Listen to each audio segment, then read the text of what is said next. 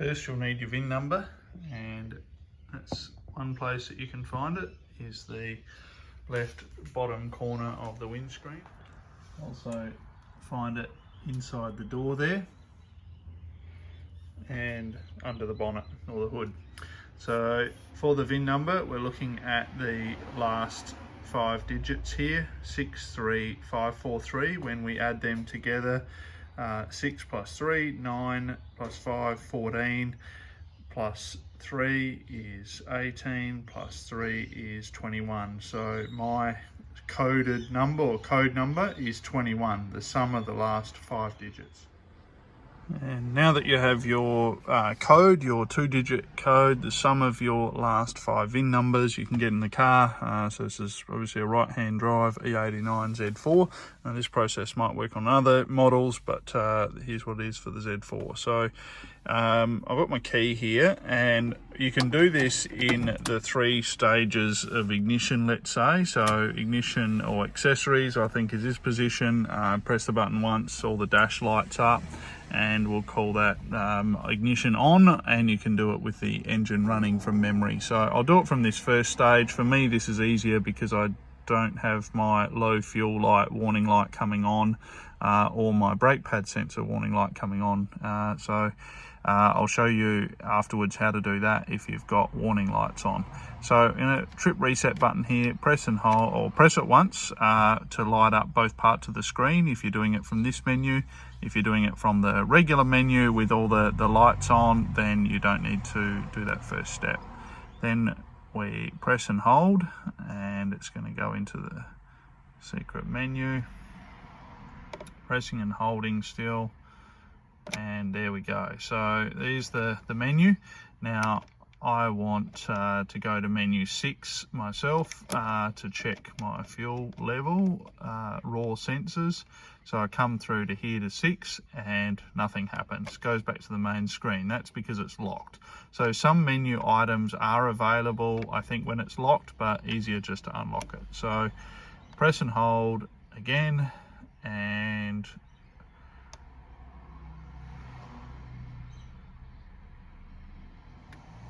there we go. And I'll quickly start pressing it. We're going to go through to menu 19, so pressing the trip reset button until I get to 19.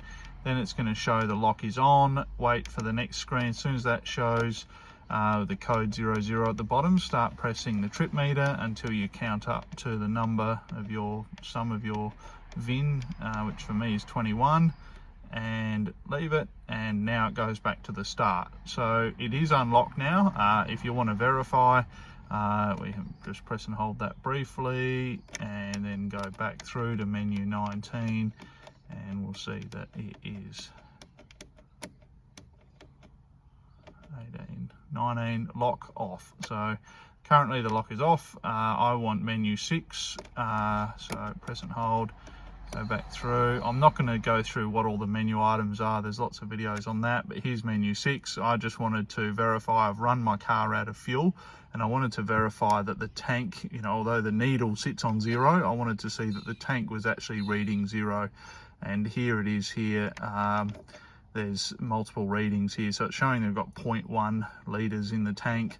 It shows the readings of the 2 sensors on either side of the tank, so in ohms, and that's the left part of the tank, the right part of the tank, and then the total. So I've got, according to this, 0.2 litres in the left, 0 in the right.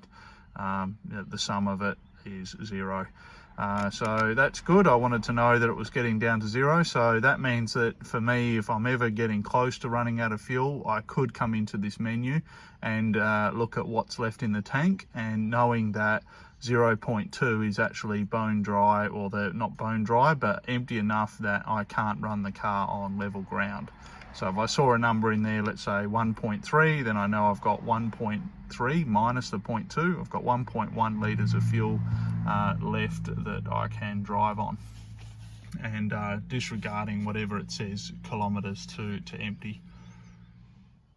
And to get back out of that menu, if you just cycle the ignition then it's off. Now I believe as long as you don't get out of the car or lock the doors, the menu remains unlocked, but otherwise every time you want to go in there, you're going to need to unlock it. So remember that that process, and particularly that number, that your code, the sum of your 5 digits. And here's how to do it from the on position if you have errors or things showing up. So put the key in, that's the stage we did it at before. I'm going to press my start button once, my car, just to get the ignition on. So now I've got all the dash lit up and we can see some warnings there. So I've got a brake pad sensor the cable that needs to be replaced, and so I've got this warning up here on the iDrive. It also has a warning in there behind the fuel gauge of the car on the hoist, so I need to acknowledge that by pressing the center button on the iDrive, and that gets rid of that brake pad, or acknowledges the brake pad warning.